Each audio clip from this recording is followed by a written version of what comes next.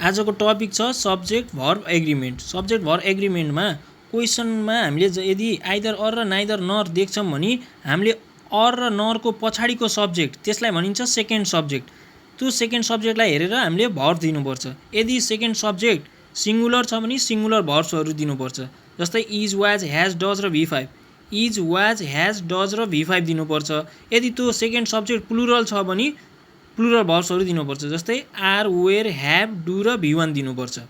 अब हेरौँ एक्जाम्पल। जस्तै either Ram or you dot dot dot done this. Has ह्याभमा के हुन्छ त भन्दाखेरि ह्याभ हुन्छ। Either Ram or you, either or टाइपको क्वेसन भयो। अरको पछाडिको सब्जेक्ट भनेको सेकेन्ड सब्जेक्ट यु भनेको के हो त सिङ्गुलर भए पनि प्लुरल भए पनि यु भनेको यदि एउटा मान्छेलाई जनाइन्छ भने पनि यु भनिन्छ, यदि क्लासका होल स्टुडेन्टलाई जनाइन्छ भने पनि हामीले यु नै भनिन्छ। दुईटै केसमा हामीले के दिनुपर्छ त प्लुरल भर्ब्स दिनुपर्छ। युले के लिन्छ त प्लुरल भर्ब्स। ह्याज ह्याभमा के लिने भयो ह्याभ, ह्याज लिँदैन युले। सेकेन्ड सब्जेक्टलाई हेरेर जहिले पनि हामीले के दिनुपर्छ त भर्ब्स यहाँ दिनुपर्छ। ह्याभ डन दिस के भयो त ह्याभ भयो। जस्तै neither you nor Ram, neither you nor Ram यहाँ के आयो त नाइदर नर टाइपको आयो। नर पछाडिको सब्जेक्टलाई हेर्नु पऱ्यो। राम भनेको सिङ्गुलर हो, सिङ्गुलरले के लिन्छ त ह्याज ह्याभमा ह्याज लिने भयो। राम ह्याज डन दिस भयो। Neither you nor Ram has done this, रामले ह्याज लियो ह्याभ लिँदैन।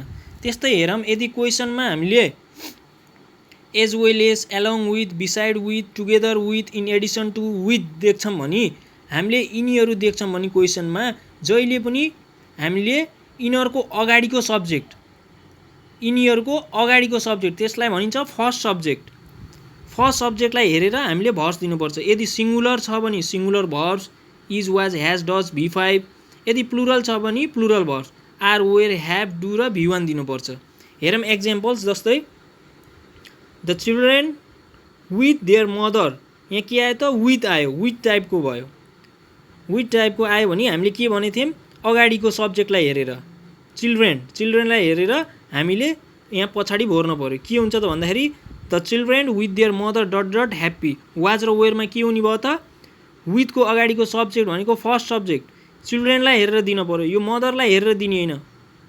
चिल्ड्रेन भनेको प्लुरल हो, त्यही भएर वाज र वेयरमा के लियो त वेयर लियो, वेयर ह्याप्पी भयो। मदर त सिङ्गुलर हो, त्यही भएर हामीले यहाँ वाज दिन मिल्दैन, किनभने विथ टाइपको आयो भने अगाडिको सब्जेक्टलाई हेर्नुपर्छ चिल्ड्रेन। जस्तै अर्को हेरौँ I as well as Ram dot dot dot coming to school. के भयो त एज वेल एज टाइपको क्वेसन भयो। एज वेल एज भनेपछि अगाडिको सब्जेक्ट के छ त आई, आईले के लिन्छ त इजेमआरमा एम लिन्छ।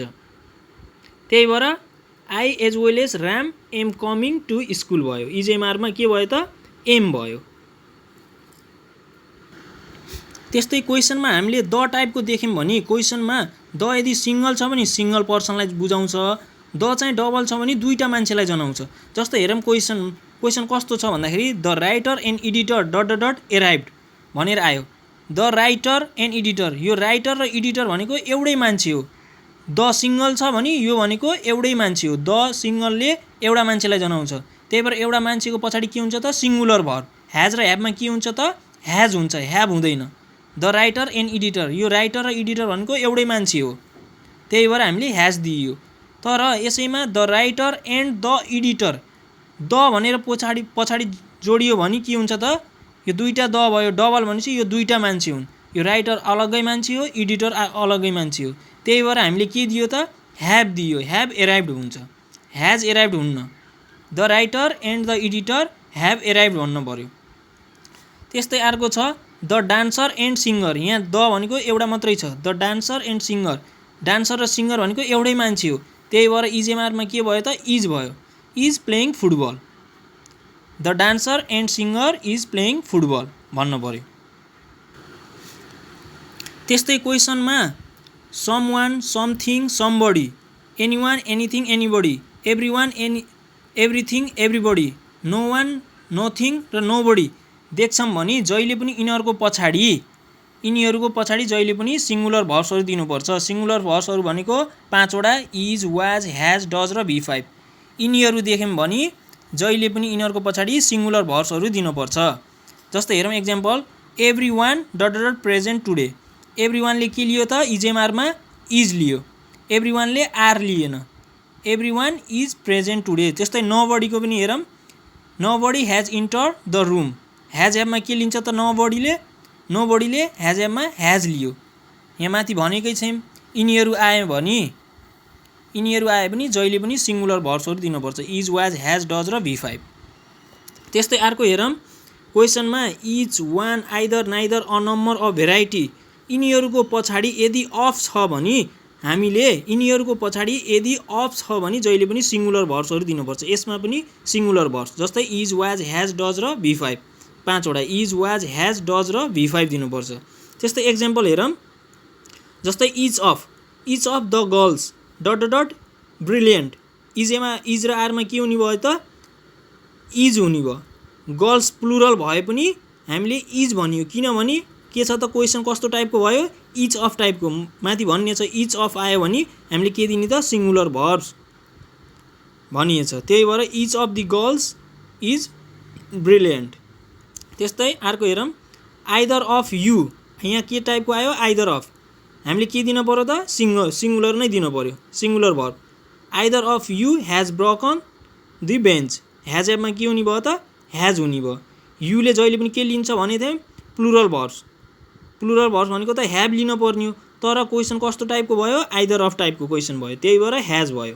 त्यस्तै वान अफ द बोइज, बोइजले के लिन पर्थ्यो ह्याज एपमा ह्याभ लिन पर्थ्यो, तर ह्याज लियो। यो कुन टाइपको भयो अन अफ, वान अफ टाइपको भयो।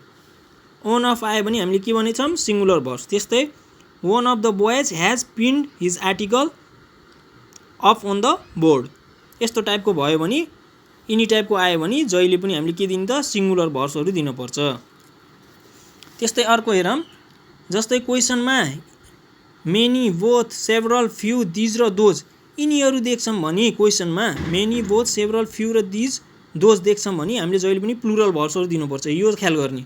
अरूमा भनेको सिङ्गुलर भर्ब्स हो, यिनीहरू दुइटैमा सिङ्गुलर भर्ब्स लाग्छ, तर एक्सेप्सन यिनीहरूमा भनेको जहिले पनि प्लुरल भर्ब्स। प्लुरल भर्ब्स भनेको आर वेयर ह्याभ डु र V1, 5 वटा आर वेयर ह्याभ डु र V1। हेरौँ जस्तै एक्जाम्पल सेभरल टाइपको क्वेसन, अब हेरौँ सेभरल फार्मर्स, फार्मर्स भनेको प्लुरल छ, तर पनि हामीले प्लुरल त दिने नै हो, तर यो क्वेसन कुन टाइपको भयो सेभरल टाइपको। सेभरल आयो भने हामीले के भनिन्छ त आर भनिन्छ, इज र आरमा के हुन्छ are. Several farmer are using the pesticides. त्यस्तै अर्को हेरौँ फ्यु टाइपको हेरौँ, अ फ्यु स्टुडेन्ट्स, प्लुरल त हुन्छ नै, फ्यु टाइपको आयो भने पनि हामीले के भन्छ ह्याज एपमा के हुने भयो ह्याभ हुने भयो। A few students have taken the test हुने भयो। कुनै कुनै वर्डहरू हेर्दा चाहिँ सिङ्गुलर भए पनि उनीहरू आफैमा प्लुरल हुन्छन्। यिनीहरू हेर्दाखेरि के छ त सिङ्गुलर टाइपको छ, तर यिनीहरू के हुन्छ त प्लुरल हुन आफैमा, singular in form but plural in usage. यिनीहरूलाई सिङ्गुलर भए तापनि प्लुरलमा युज गरिन्छ, जस्तै cattle, police, vermin, people, poultry, clergy, stone, snipe, swine, gentry, grouse, folk र टिल, यिनीहरू भनेका चाहिँ प्लुरल हुन्, सिङ्गुलर होइनन्। हेर्दा चाहिँ सिङ्गुलर भए पनि यिनीहरू प्लुरल हुन्, त्यही भएर प्लुरल भर्ब्सहरू यिनीहरूको पछाडि जहिले पनि दिनुपर्छ। जस्तै आर वेयर ह्याभ डु र V1 दिनु पर्यो यिनीहरूको पछाडि। जस्तै एक्जाम्पल हेरौँ, जस्तै police dot dot dot coming, is र आरमा के हुने भयो त पुलिसले के लियो त आर लियो, police are coming. Police is coming हुँदैन, पुलिसले के लिन्छ आर भन्नु पर्यो। जस्तै the cattle dot dot dot useful animals, is र आरमा क्याटलले के लियो त आर लियो, द क्याटल भनेर आएको छ। यसले के द क्याटल भनेपछि एउटा समूहलाई जनाउँछ, एउटा क्याटल भन्नु पऱ्यो भने अ क्याटल भन्नुपर्छ, त्यतिखेर चाहिँ अ क्याटल इज भन्नु पऱ्यो, तर द क्याटल भनेर आयो भने आर। जस्तै अर्को हेरौँ एक्जाम्पल, मिस्टर स्याम सेड द भर्मिन आर हार्मफुल, भर्मिनको पछाडि के आयो त आर आयो, भर्मिनको पछाडि के आउँछ त प्लुरल भर्ब्स आउँछ भने हम, भर्मिनले के लियो आर लियो। त्यस्तै हेरौँ द डियर, द डियर भनेको चाहिँ यो अर्को छुट्टै क्वेसन हो, यसको चाहिँ द डियर भनेपछि यसले पनि समूहलाई जनायो, the deer are grazing on the meadow, डियरको पछाडि पनि आर, तर अ डियर भन्यो भने फेरि इज हुन्छ। जस्तै अ डियर इज भन्नु पर्यो, a deer is grazing on the meadow, यो भनेको अ डियर भनेको एउटा सिङ्गललाई जनायो, अ पुलिस भनेपछि इज भयो, अ क्याटल इज हुन्छ। द भनेर आयो भने चाहिँ समूहलाई बुझाउँछ, त्यही भएर आर हुन्छ।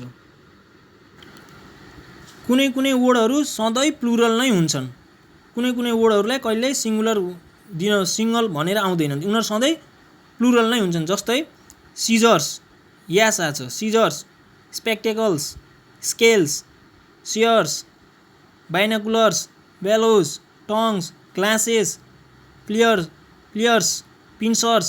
जस्तै गार्मेन्टका कपडाका उसहरूमा फेरि हेरौँ कुन कुन प्लुरल टाइपमा आउँछन् भन्दाखेरि ब्रिजेस, पाइजामाज, प्यान्टालोन्स, ट्राउजर, पेन्ट्स, यिनीहरू सधैँ प्लुरल नै आउँछ, कहिल्यै हामीले यास हटाएर भन्न मिल्दैन। यिनीहरू सधैँ प्लुरल हुन्छन्, त्यही भएर प्लुरल भर्ब्स दिनुपर्छ यिनीहरूको पछाडि जहिले पनि आर, वेयर, ह्याभ, डु र भी1 दिनुपर्छ। कहिले पनि सिङ्गुलर भर्ब्स दिनु हुँदैन, सिङ्गुलर भर्ब्स दियो भने गलत हुन्छ।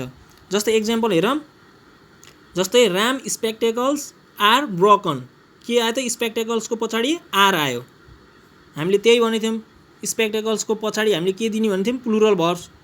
त्यस्तै अर्को हेरौँ, दिस सिजर्सको पछाडि पनि इज र आरमा के आयो त आर आयो, दिस सिजर्स आर डल।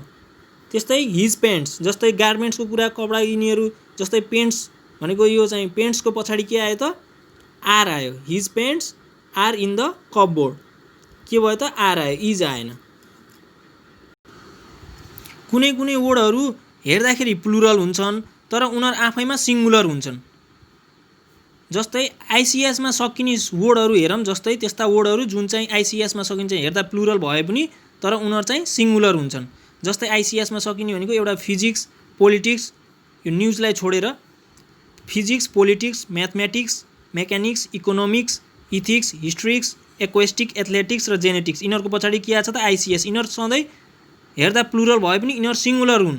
त्यस्तै अरू हेरौँ, त्यस्तै हेर्दाखेरि प्लुरल देखिए पनि सिङ्गुलर हुने, जस्तै डिजिजका नामहरू, जस्तै मिजल्स, मम्स, रिकेट्स, सिन्जेल्स, यिनीहरू पनि हेर्दा प्लुरल छन् तर सिङ्गुलर टाइपमा। गेम्सका त्यस्तै नामहरू बिलियर्ड्स, डार्ट्स, ड्रट्स, बल, डोमिनोज, इनिङ्स, यिनीहरू।